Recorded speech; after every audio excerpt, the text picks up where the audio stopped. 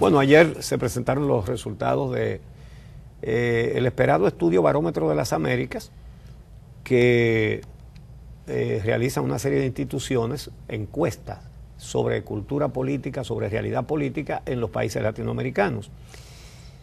Lo que nos interesa a nosotros, la República Dominicana, segunda del continente en percepción de inseguridad. El 45.8%, casi el 46%, de los dominicanos entienden que su problema más grave es la delincuencia y el crimen. Miren que la percepción de la corrupción es alta, pero es lógico que la gente considere su principal problema el que tienen más cerca. El de la inseguridad ciudadana. Y aquí todo el que sale a las calles anda mirando para todas partes por la cantidad de robos y atracos y agresiones que hay.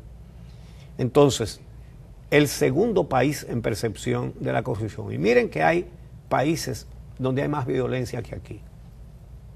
En casi todos los de Centroamérica. Esas maras, esas pandillas que matan primero y roban después.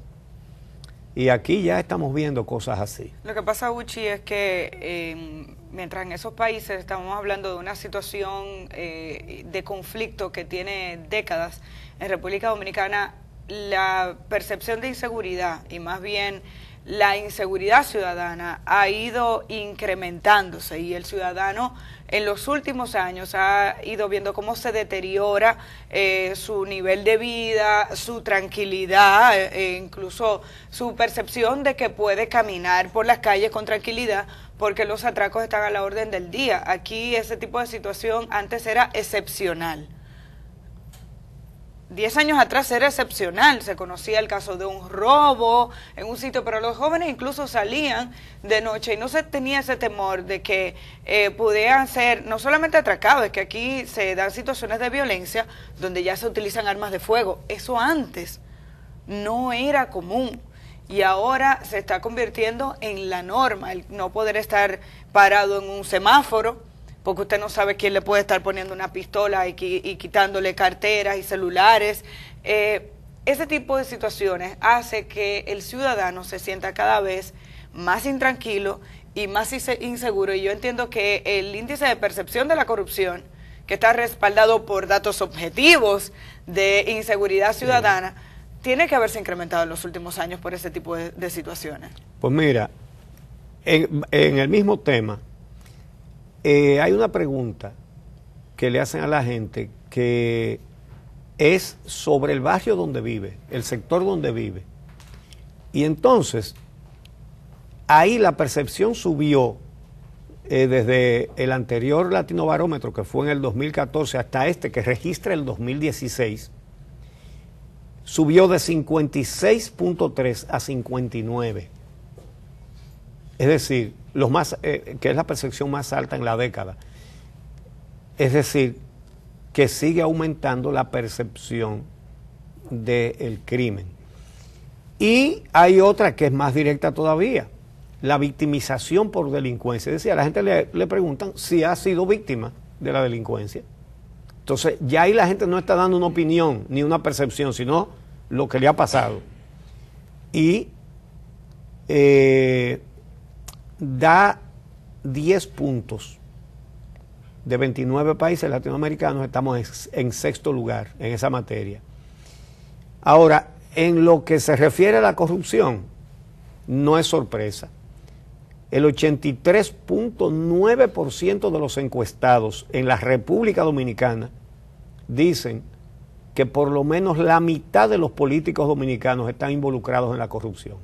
Por lo menos la mitad. Otra cosa que esto sí que debe merecer atención de la gente que se preocupa por los senderos por donde camina la sociedad dominicana, y es que solo el 34.8% confía en las elecciones. Participan, van y votan, porque aquí es bastante alta la participación, pero solo el 34.8% confía en que eso es legal y justo. Bueno, ya hemos visto los desastres. Aquí no se ha derrumbado nada, Y acabamos de enterarnos en estos días con el informe de la Junta Central Electoral de que el presidente de la Junta anterior contrata a una empresa española que se lleva 40 millones de dólares para un sistema automatizado que no funcionó en su mayor parte, pero nos acabamos de enterar de que los resultados de los colegios electorales llegaron primero a esa empresa y de ahí fueron filtrados a la Junta. Oigan qué perla, oigan de lo que se está hablando, oigan de qué es que se está hablando. Los resultados filtrados por una empresa que recibió un contrato jugoso, con muy pocas exigencias, pero muy generoso en cantidad de dinero. Y los resultados llegaron primero a esa empresa que se los procesó entonces a la Junta Central Electoral. La confianza en los partidos, 20.4. Viene bajando desde 2008 cuando registraba 26.7, que ya eso es poco, pero está en 20.4. ¿Eso significa que es una quinta parte? Y sí, y en las conclusiones señala el barómetro que la democracia en América Latina y en el Caribe está enfrentando retos importantes. Se citan desde el bajo nivel de confianza en las elecciones y en el liderazgo y en los partidos, hasta la realidad de las libertades públicas, el incumplimiento de la ley, la inseguridad ciudadana y los fallos en la mayoría de los servicios.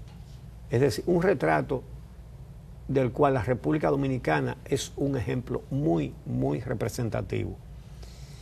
También un fenómeno que ha sido registrado en otras encuestas hechas aquí, disminuyen las simpatías por los partidos. En el 2012, el 63.4% decía simpatizar con algún partido y ahora solo lo hace el 42.4%. Es decir, son más los que se definen como independientes que los que dicen pertenecer a cualquier partido. Bueno, a todos los partidos juntos. Los que confían en un partido, todos juntos, no llegan al 50%, están en un 42%. Eso hace que este estudio coincida con otros que se han presentado recientemente, donde se habla de los niveles de confianza de la población en las organizaciones políticas, donde se habla de incluso la desconfianza, la disminución de la la disminución de la participación más bien de los ciudadanos en estas organizaciones. Cómo para la gente incluso significa absolutamente nada pertenecer o no a una organización política, en la misma medida en que esas estructuras que deberían revisarse han demostrado que no tienen grandes diferencias unas de otras, sobre todo en lo que tiene que ver con las grandes organizaciones políticas que hemos tenido o que tenemos en el país. Eso también tiene que llamar la atención de aquellas fuerzas que se hacen llamar alternativas, que no han podido capitalizar ese descontento de la población en los partidos tradicionales para poder hacerse con una mayor fuerza y una mayor militancia. Cuando hablan de que son distintos, cuando hablan de propuestas diferentes, realmente no han podido enamorar a esa población que se indigna cada año porque quienes han accedido al poder, ya sea directamente a través de la Presidencia de la República o que tienen cierto nivel de poder político a nivel municipal, no han hecho transformaciones importantes que permitan que la gente siga formando parte de sus filas. Entonces, ¿qué ha pasado con los llamados alternativos que no han encontrado fórmulas adecuadas para poder vender su producto? Estamos en un momento en el que la comunicación juega un rol bastante importante en todo lo que tiene que ver con afiliación de gente a asociaciones, afiliación de gente a organizaciones políticas. No se han encontrado herramientas con contenido suficiente como para que la gente diga, aquí se encontró una alternativa política. Seguimos metiendo a todos en el mismo saco, quizá no deberíamos, pero la realidad es que en nuestro país, en medio de esa situación de descontento, en medio de esa situación donde la gente incluso entiende que la corrupción es uno de los problemas más grandes que tenemos en el país, y cuando se habla de corrupción tenemos que entender que se da a todos los niveles, o eso es lo que la población percibe, que se da a todos los niveles del poder legislativo, poder ejecutivo, el poder judicial y a nivel municipal.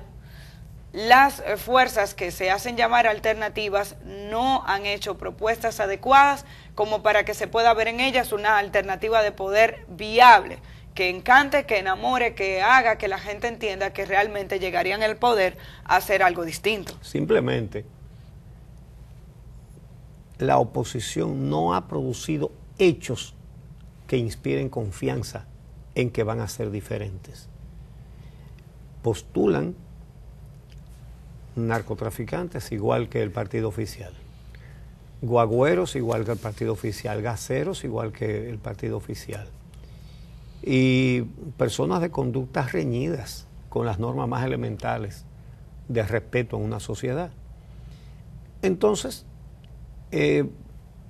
no es con discursos. La población dominicana, para creer, necesita ver hechos. Me da la impresión, Y de que el mismo barrilito, la misma contrata de los regidores en todos los ayuntamientos.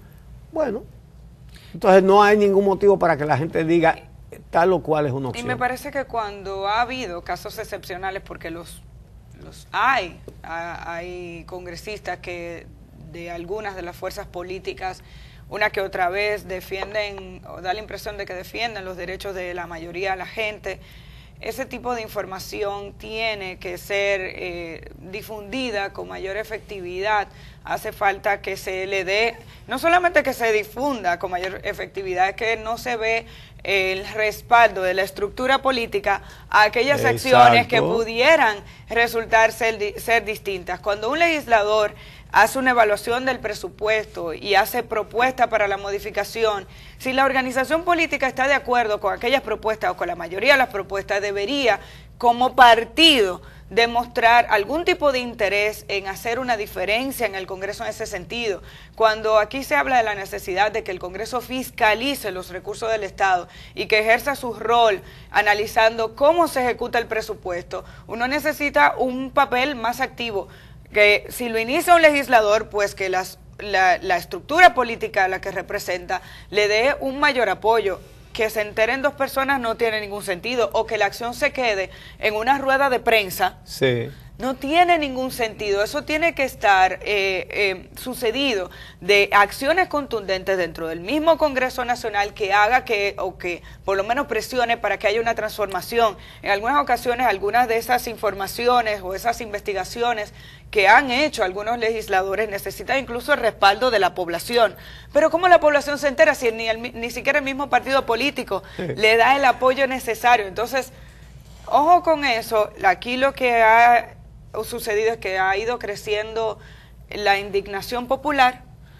Qué bueno que también ha ido creciendo el nivel de concienciación de la población con relación al concepto de la corrupción, lo que significa y el impacto que tiene en la vida de la gente. Hace falta más, sobre todo que esa masa con un nivel de educación todavía un poco más bajo comprenda cómo la corrupción afecta su bolsillo cada día y afecta su nivel de vida, y cómo en cada insumo que compre, cada bien que compra, aporta a través de sus impuestos al dinero del Estado, que ese dinero que se reparte a través de las tarjetas de solidaridad, de Bonogas y de todos los planes sociales, es dinero suyo que usted lo paga a través de sus contribuciones cada vez que hace una transacción y compra algo, y que en esa misma medida siga creciendo el poder de la población para exigir una transformación de la clase política dominicana, porque yo creo que eso es lo que se necesita aquí. El que tiene congresistas debe echar los pleitos de la sociedad en las sesiones de las cámaras. Y en lugar de retirarse, de que porque bueno, ellos van a ganar como quieran, no, deben votar para que la gente perciba que si es un 90-10 que está, ¿verdad? Es un poco menos que eso, pero que la gente diga, bueno, pero los 90 del gobierno votaron por esto, pero los 10 de la oposición fijaron tal o cual posición. Pues no, hay algunos buenos legisladores que son contados. Por ejemplo, tú mencionabas el caso del presupuesto. Wellington Arnaud, del PRM, tuvo una participación excelente, cuestionando partidas, es decir, hablando con base. Está Farideh Raful, está Paliza, y hay otros, pero son pocos. Ahora, ¿qué pasó en la realidad? La mayoría de los diputados del PRM no estaban. Entonces, si no, ¿cómo la gente va a decir, pero la alternativa es esta?